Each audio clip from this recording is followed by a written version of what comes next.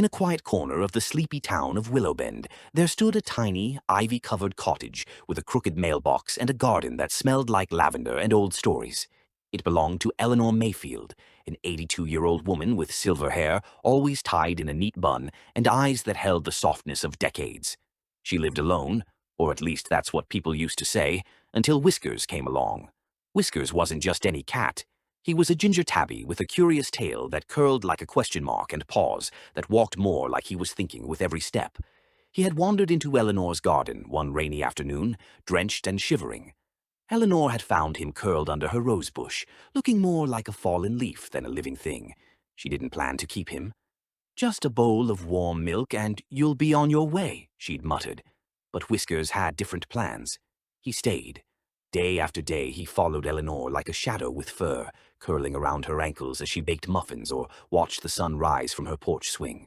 And slowly, a rhythm formed, a quiet companionship where words weren't needed, just the sound of two hearts beating gently through time. Eleanor, despite her age, had always served her town in small but beautiful ways. Every Sunday she would bake dozens of bread loaves and deliver them to the orphanage. On Wednesdays she would knit scarves for the elderly at the community center, and each evening she would write letters for neighbors who couldn't write. Love letters, apology letters, even goodbye ones. But the years had begun to weigh heavier on her bones. The stairs groaned louder, the flour bags felt heavier, and sometimes her hands trembled just enough to make her spill tea instead of pour it. That's when Whiskers became more than just company. He'd nudge the knitting basket toward her when she forgot where she'd left it. He'd wake her up with a soft meow if she overslept on delivery days. Once he even dragged a dropped glove all the way from the porch back to her chair. It was as if Whiskers understood.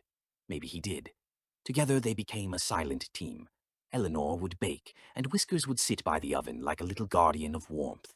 When she carried baskets to the orphanage, Whiskers walked beside her like a tiny soldier, occasionally stopping to charm children with his slow blinks and purring nudges. People in town began to notice. "Eleanor and her magic cat," the children whispered. "She says he listens to her heart," the postman chuckled. "I swear that cat delivered soup to me once when she was sick," claimed old Mr. Granger. But to Eleanor, Whiskers wasn't magic. He was simply love wrapped in fur. A quiet soul who filled the empty spaces left by time. One cold winter evening, a heavy snowstorm swept through Willowbend. The roads were blocked, the power flickered, and the town came to a standstill. Eleanor knew that the community center, which housed the town's homeless, would need help. The power there was likely out, and the people inside would be cold and hungry. Despite her aching knees and fading strength, she packed a small wagon with whatever she had, blankets, canned soup, and the last batch of scones she'd baked that morning.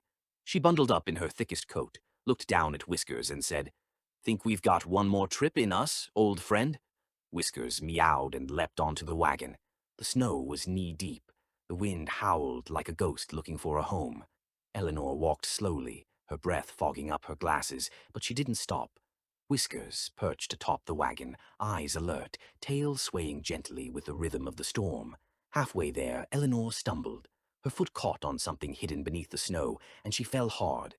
The cold bit into her cheek, and for a moment she didn't move. Whiskers jumped down, pawed at her face, and let out a loud, sharp meow. Then another. Then again. She opened her eyes slowly. "Still here, huh?" she whispered. She tried to stand, but the pain in her ankle said otherwise. Whiskers looked around, then darted off into the snow. "Whiskers!" she called, panic rising in her chest. Minutes passed, then 10, then 15.